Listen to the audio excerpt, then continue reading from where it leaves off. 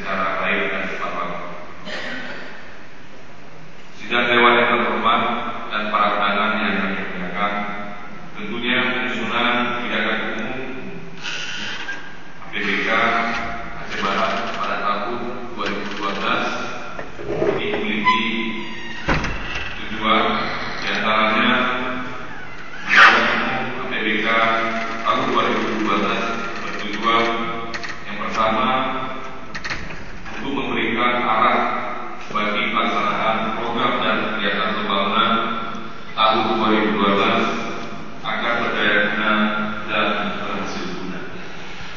Kemudian yang kedua, mengoptimalkan pelaksanaan APBK tahun 2012. Yang ketiga, mewujudkan harmonisasi kebijakan anggaran dengan program kegiatan pembangunan tahun 2012 sebagaimana tertuang di dalam Reja SKPD.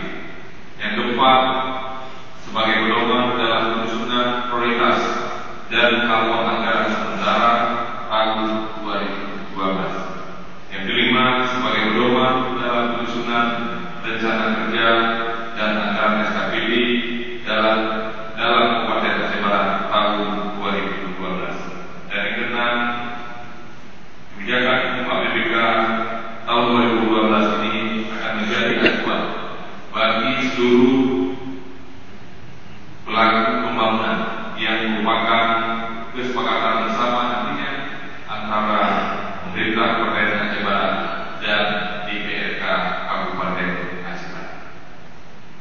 Mengacu pada poin 6 tadi, tanpa adanya sebuah kesepakatan antara eksekutif dan legislatif, tentunya sulit rasanya RAPBK 2012 ini lahir, ataupun sulit kiranya RAPBK tahun 2012 ini dapat dijadikan acuan untuk pelaksanaan program kegiatan di masyarakat.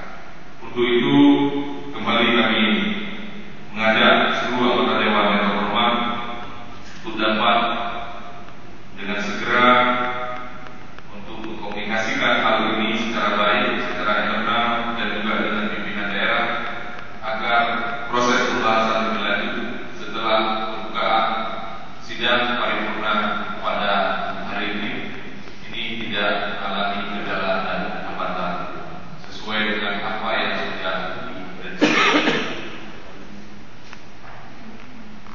Kemudian